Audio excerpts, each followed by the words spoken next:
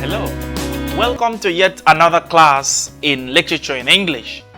In this segment of our meeting, we are going to be wholly elaborating one of the major African plays as recommended, as put forward by Frank Ogode Ogbeche, and it's titled Harvest of Corruption.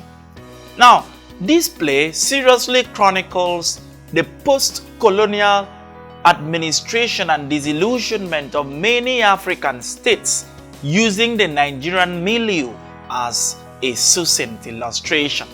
Now, like we had said in our previous meetings, there were high-level expectations of post-colonial Africa, but immediately Africa and Nigeria inclusive began to gain independence politically, we had noticed that there had been a serious upturn and downturn of events. Now, one of the major things that characterized post-colonial African politics was political disillusionment and maladministration of public office. Now, it is upon this background that Frank Ogbeche had put up this play, Harvest of Corruption, for him to chronicle all the administrative malfunctions of public office holders in Nigeria specifically and in Africa in general. So this background, of course, is against this that this playwright had put forward to project these serious sensibilities that is heating up the African fabric. Now, in Harvest of Corruption, the play features a strong protagonist by name Chief Haladu Adeamaka, who happens to be the principal minister of Ministry of External Relations. Now, this chief is indeed an epitome of corruption to the highest order. He is featured as consuming and amassing public funds to his private accounts.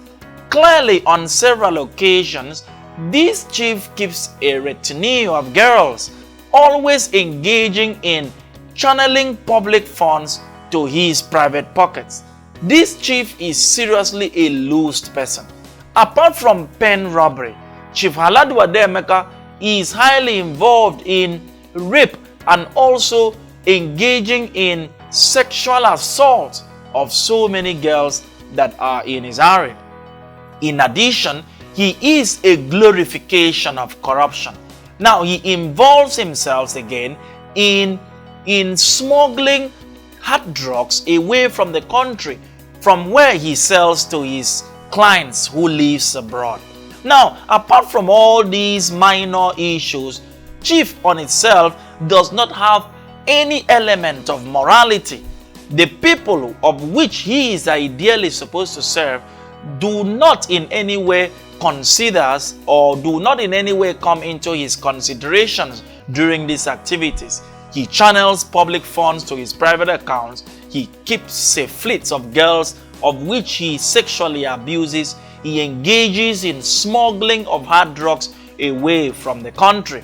Now, we can see that the play opens when he begins to send Aloho, one of the girls he is exploiting, away from the country. But unfortunately for him, he was caught. Aloho, the girl, was caught at the airport with a serious briefcase of hard drugs.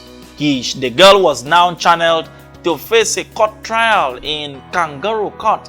But as usual, we saw that Chief had to bribe and altercated the justice system by bribing Justice Odili, who was the chief judge in Kangaroo Court, and then the girl was discharged and acquitted for want of evidence. We saw eventually in the play that Chief had to get Aloho pregnant, of which was against the advice of Aloho's friend Ogeyioga to get the job as allocated to her by Ochoele, who was her classmate in the university. Now, we also saw that Aloho had made several attempts to abort this pregnancy because she considered it illicit, but to the failure of her intentions, this abortion never worked out. Eventually, we saw that Ogeyioga had advised her not to commit abortion since it was against biblical inclinations. She had to go to the village gave birth to this baby and died afterwards.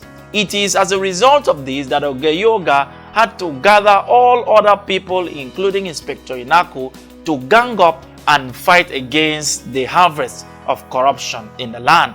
We also saw that eventually the team had actually won, as all of them were channeled to court and was sentenced to several prison terms, as we are going to see.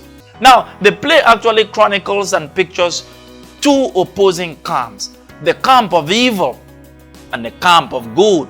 The camp of evil as contained by Chief Haladu Adeyemaka, and then we saw Ochoele as a member.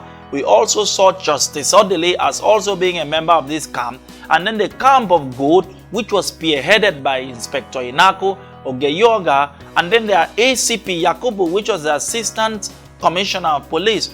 All of them rose in anger in order to stop the excesses of these issues of corruption. Now, you can see clearly that this is just the summary of the play.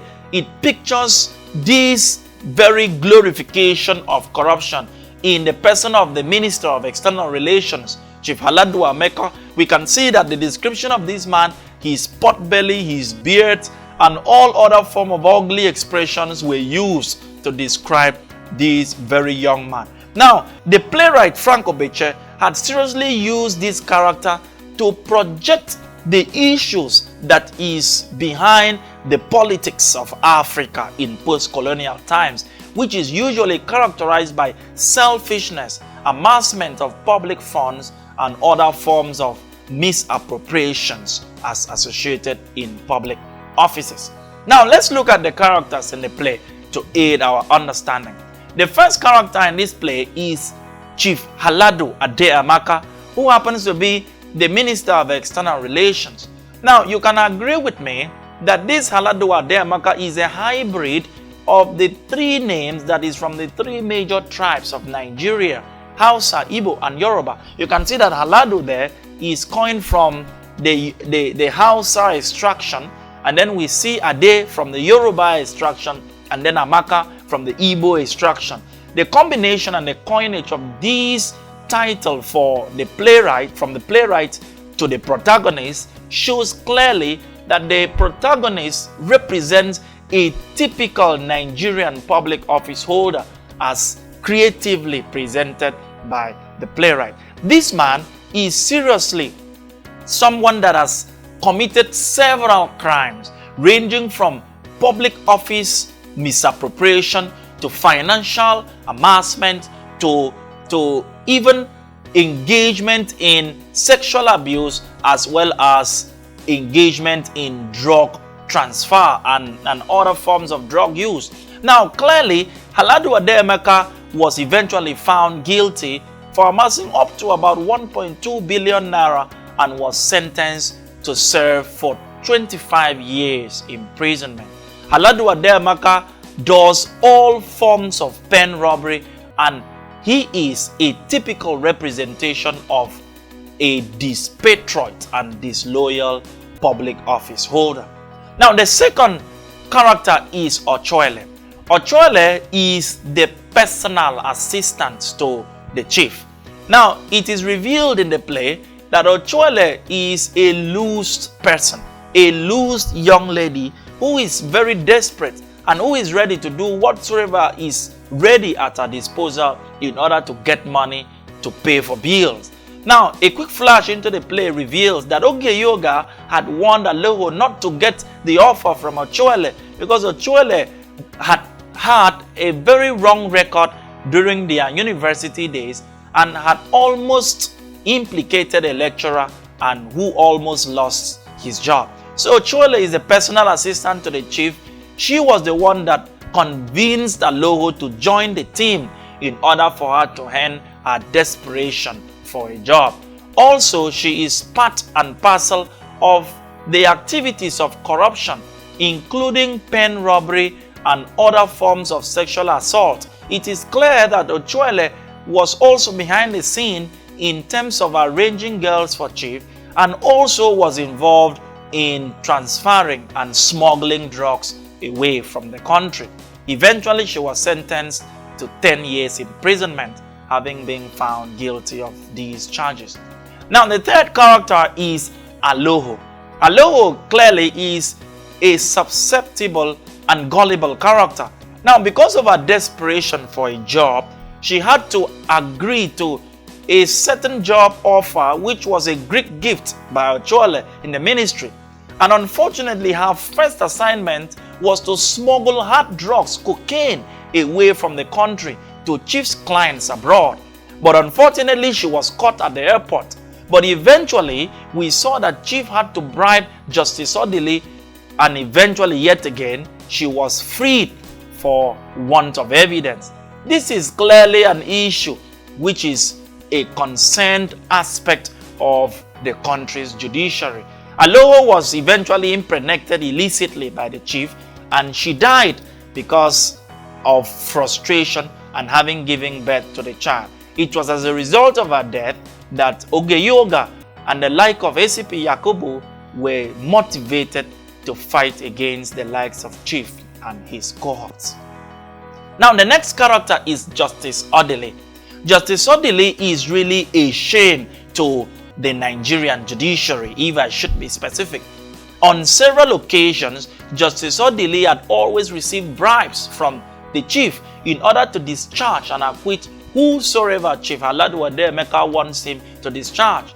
He is the head of the Kangaroo Court. He was the one that presided over the case as put forward by Aloho for carrying drugs and for smuggling them.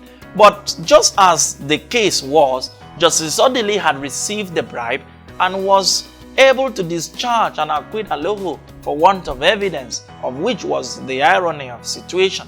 And then eventually, he was found guilty also and was sentenced to 20 years imprisonment. In fact, I remember clearly that the judge who had pronounced this statement had said that Justice Odili is a disgrace completely to the judicial system. Now, the next character is Ogeyoga. Now, Ogeyoga is the strongest moral voice in the play. Now, Ogeyoga is presented as a morally highly spirited individual.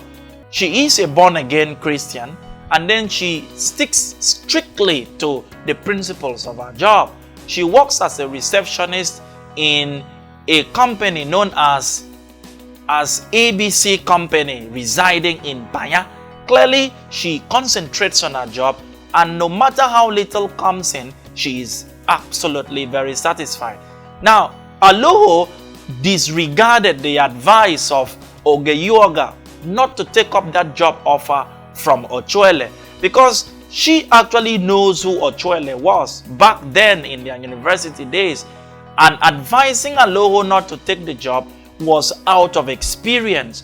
But upon this, Aloho disregarded her advice and took up the job, which eventually led to an unfortunate end for Aloho. Ogeyoga is presented as the strongest moral voice in the play and the one who had led the revolution that had overthrown the long-standing corrupt cohort in the play. She is presented as the best and true friend of Aloho and not Ochoele, who was indeed presented to be that kind of friend per se.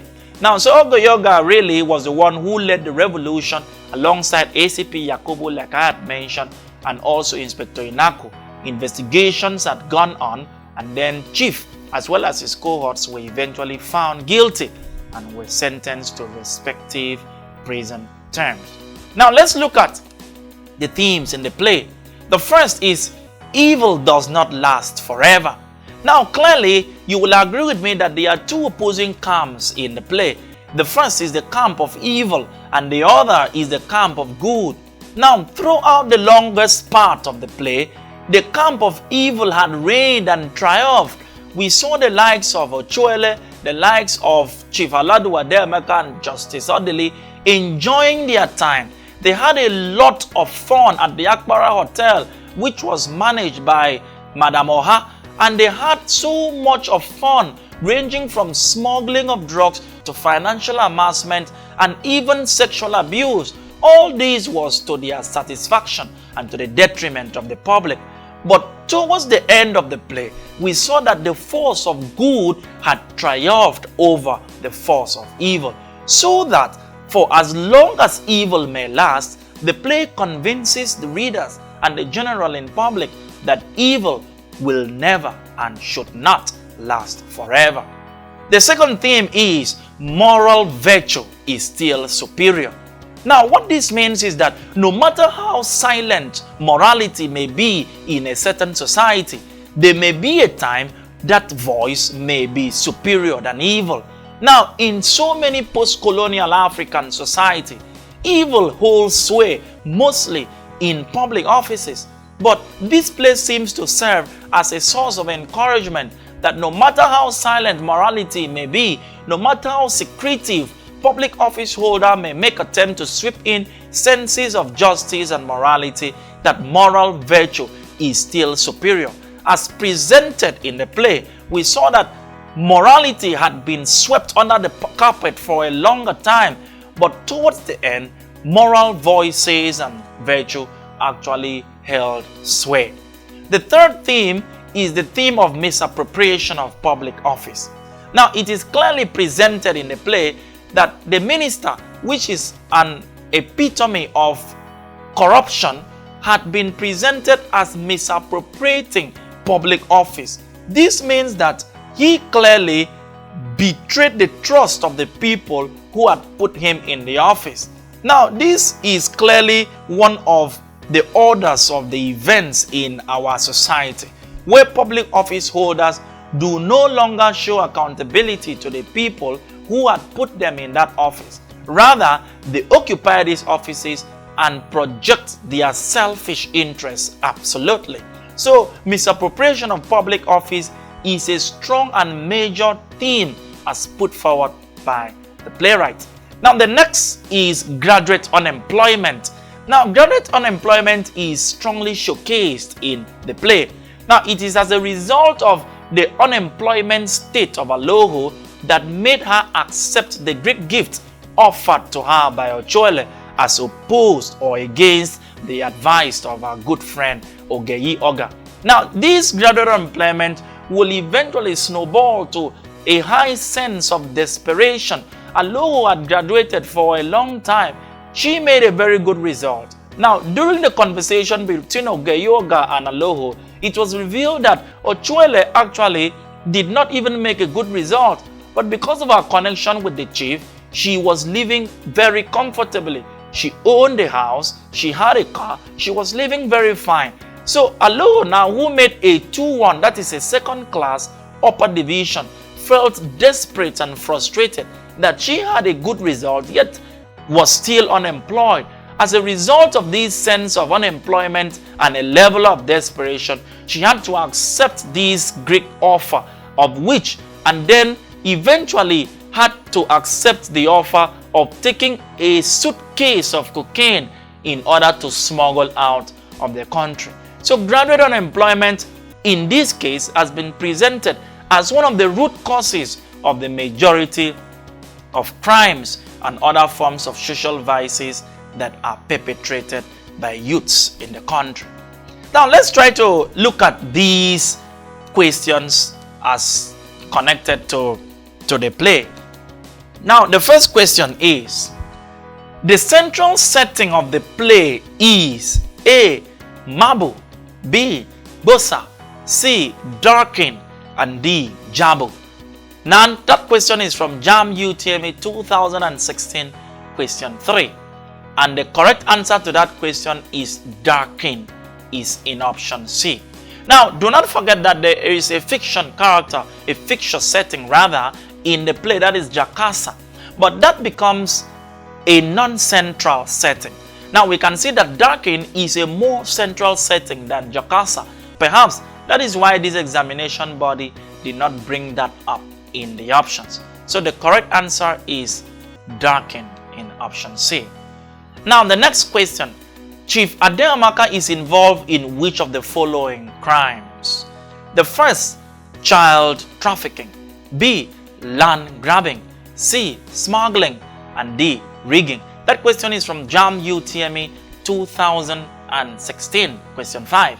And from our explanation, the correct answer is contained in option C, smuggling.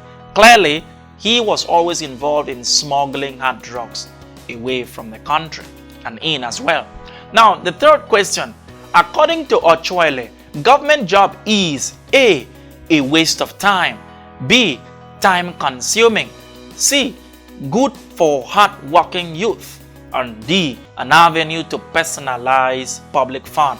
That question is from JAMB UTME 2017 question 2, and the correct answer to that question is in option D, which is an avenue to personalize public fund. Now, the next question, obviously the last.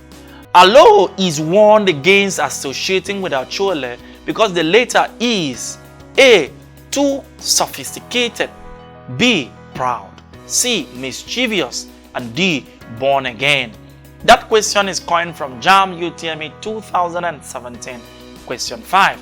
Of course, the correct answer to that question is contained in option C, which is mischievous. Aloho is warned. Clearly, that warning came from Ogeyoga for her not to associate with Ochoele because Ochoele was considered to be indeed very mischievous.